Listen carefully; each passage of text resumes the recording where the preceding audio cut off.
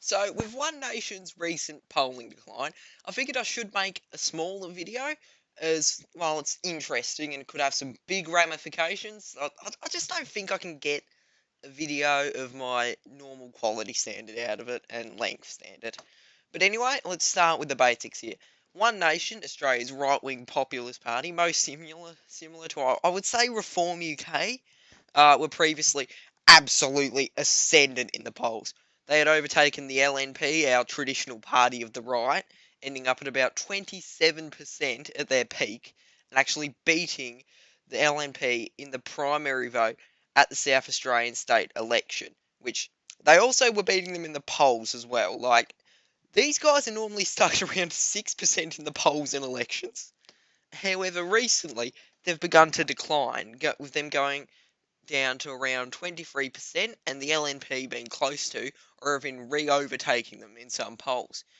Which, frankly, I'm not surprised about. The reason they got this high was for two reasons. One, protest votes from the coalition, who were mostly mad about Susan Ley, and also just the general current incompetence and infighting of the party, which now that Angus Taylor's in as the Liberal leader, someone who's vastly more palatable to these people than Ley and is currently trying very hard to win them back, it leads to a lot of those people crawling back to the Liberal Party.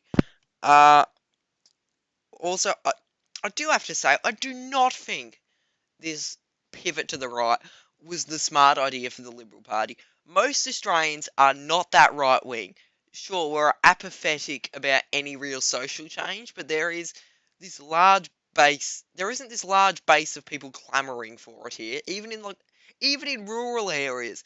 Like, I live in one. Most people are not that far right. Most people are not One Nation people. Most people here are like centre right or right wing, and all this will really do is just temporarily stem the bleeding and further alienate the more moderate and teal-leaning liberal parts of their base. In, like, instead of adapting their message to modern Australia at all, they seem to just keep trying to only pander to their part of their base that has, like, voted for them since Menzies.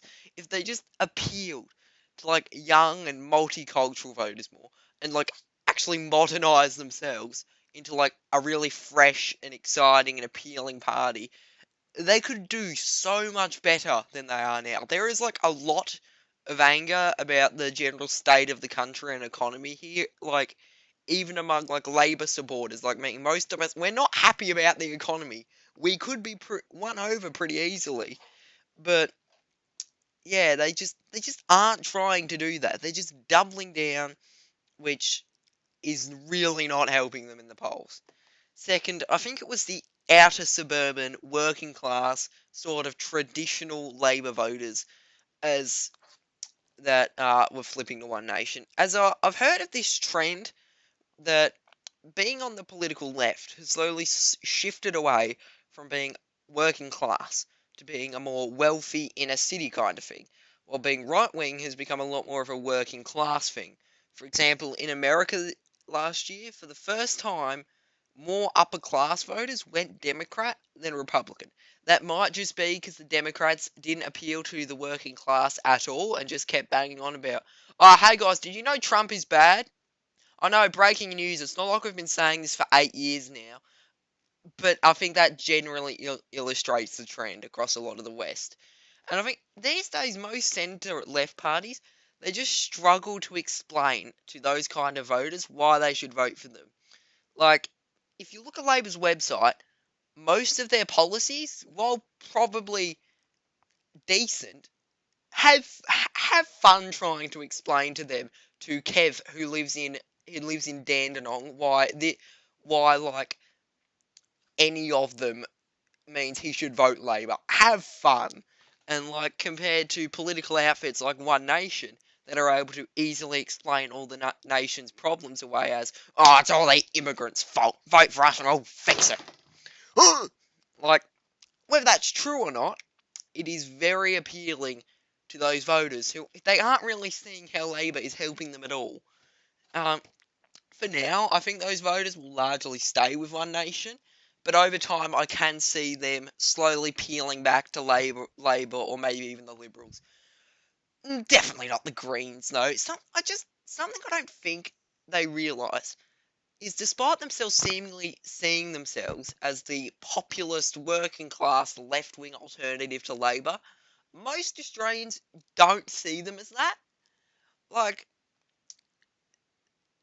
we, like, to the working class voters that they want to appeal to, they see them as just the environmentalist inner city elites.